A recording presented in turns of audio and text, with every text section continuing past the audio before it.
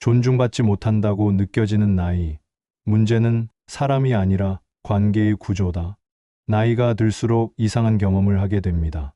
어릴 땐 아무도 함부로 못했던 사람이 정작 인생이 깊어지고 성숙해졌을 때 오히려 가볍게 대하는 사람이 생깁니다. 내가 만만해졌나? 내가 잘해준 게 죄인가? 왜 저 사람은 나한테만 저런 태도를 보일까? 결론부터 말하면 당신이 약해서가 아닙니다.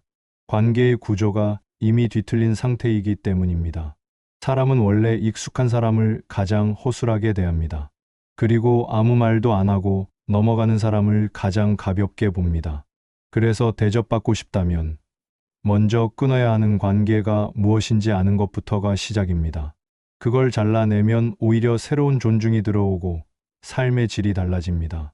첫 번째, 당신의 배려를 권리로 착각하는 사람. 이런 사람이 주변에 반드시 하나는 있습니다.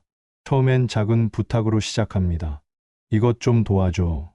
시간 되면 이것 좀 해줄래? 그리고 당신은 해줍니다. 그런데 문제는 여기서 끝나지 않습니다. 두 번째부터는 요청이 아니라 당연함이 됩니다. 그거 아직 안 했어? 지난번처럼 해주면 되잖아. 이때 인간관계의 균형은 완전히 무너집니다. 당신의 선회가 그들의 기본 옵션이 된 순간, 이 사람을 계속 곁에 두면 어떤 일이 생기는가? 부탁이 점점 커지고, 당신의 시간을 잠식하고, 당신의 에너지를 빨아가고, 결국 당신의 삶 전체가 그 사람의 요구에 맞춰 돌아갑니다.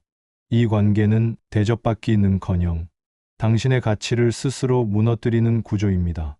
이런 사람은 잘라야 합니다. 그게 선이고 그게 당신의 존엄을 지키는 길입니다. 두 번째, 말투로 사람을 깎아내리는 사람. 나이가 들어보니 사람의 본심은 말투에 그대로 드러납니다. 대놓고 욕을 안 해도 말끝이나 말버릇에서 상대를 무시하는 마음이 나옵니다. 예를 들어 이런 말들. 그걸 왜 그렇게 해? 아휴, 진짜 답답하네.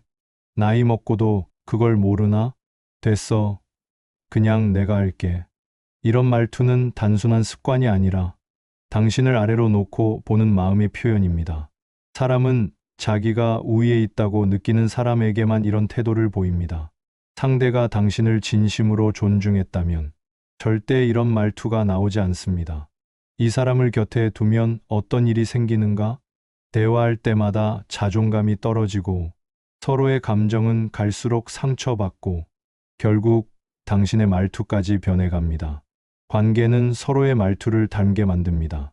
그러니 당신을 깎아내리는 말투를 가진 사람과는 그 말투를 함께 닮기 전에 반드시 끊어내야 합니다. 세 번째, 당신의 변화를 싫어하는 사람. 의외로 진짜 위험한 사람입니다. 당신이 더 나은 삶을 위해 움직이려고 하면 이런 사람은 말립니다. 괜히 왜 힘든 걸 하려고 해? 그 나이에 뭘 새로 배워? 지금처럼만 살면 되지 뭐. 이 사람의 본심은 단순합니다. 당신이 좋아지는 걸 원하지 않는 사람. 당신이 더 나아지는 게 불편한 사람. 당신이 성장하면 자신이 작아 보이는 사람. 이런 사람은 당신의 성장을 막습니다. 문제는 당시에 그게 잘 보이지 않는다는 겁니다. 마치 걱정해주는 척, 배려하는 척, 현실적 조언인 척 포장하기 때문입니다. 하지만 절대 잊지 마세요. 당신을 진짜 아끼는 사람은 당신의 변화를 응원합니다. 당신의 성장을 막지 않습니다. 당신의 삶을 가라앉히는 사람과는 과감히 거리를 두어야 합니다.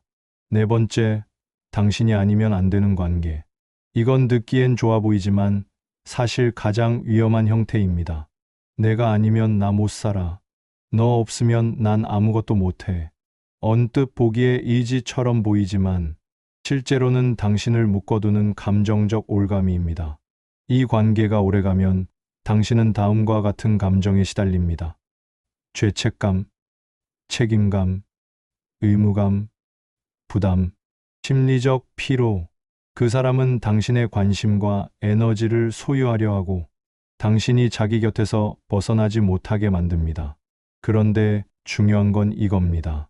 당신의 희생으로 유지되는 관계는 언젠가 당신을 완전히 소진시킵니다. 건강한 관계는 서로 자유롭습니다. 서로의 삶을 얽어매지 않습니다.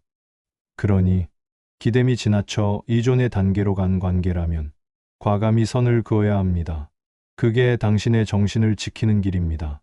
다섯 번째, 당신의 경계를 무시하는 사람. 이건 아주 명확합니다. 당신이 피곤하다는데 계속 연락하는 사람. 당신이 불편하다고 해도 장난을 치는 사람. 당신의 시간을 마음대로 쓰는 사람. 당신의 약점을 농담거리로 만드는 사람. 당신이 거절해도 밀어붙이는 사람. 경계를 무너뜨리는 사람은 당신의 인생까지 무너뜨립니다. 이 사람을 계속 곁에 두면 당신은 결국 내가 뭐가 그리 별로인가 라는 생각에 빠집니다. 하지만 진실은 명확합니다. 당신의 경계를 무시하는 사람은 당신을 사람으로 대하지 않는 겁니다. 이런 사람과는 절대 계속 갈 수 없습니다. 관계의 기본은 서로의 경계 존중이기 때문입니다. 관계를 잘라내면 어떤 변화가 일어나는가?